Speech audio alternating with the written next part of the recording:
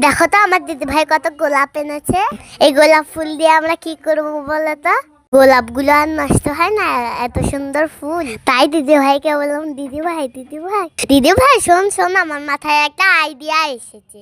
দিদি ভাই তাহলে আইডিয়াটা তোকে বলি। কি আইডিয়া বুনু, বল তো শুনি একবার। দিদি ভাই তুই ফুলগুলোকে আগে ফুলের বুকে থেকে আলাদা কর। তারপর কি করবো বুনু, বল তো।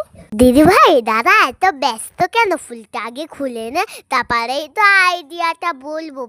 বলো তো এখানে কি কি কালারের গোলাপ গোলাপ আছে? দাঁড়াও দাঁড়াও, আমরা বলছি। Red colour, pink colour, yellow colour. আর দুটো ফুলের কি নাম তোমরা কমেন্টে জানিও। আরে দিদি ভাই তাড়াতাড়ি ফুলগুলো খোল।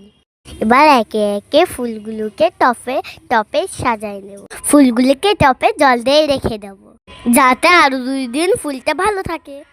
এর ভয়েসটা তোমাদের কেমন লাগলো কমেন্টে জানিও। তাড়াতাড়ি কর, দেরি হয়ে যাচ্ছে। দিদি ভাই এগুলো টপে সাজাই নে, তারপরে আমরা জানলাতে রেখে দেবো। দিদি ভাই ততক্ষণ ফুলটা সাজাচ্ছে, ততক্ষণ আমি একটা গান শোনাই। ততক্ষণ আকাশে বইছে প্রেম, নয়নে লাগিল নেশা, কারা যেন ডাকছে নেশা, বসন্ত এসে গেছে, মধুর অমূল্য পানি, কারা গেল সহজের মরণে, উঠিল বাজে, বসন্ত এসে গেছে।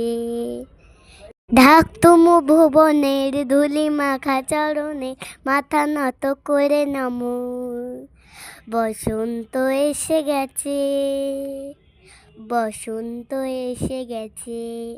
বাই বন্ধুরা।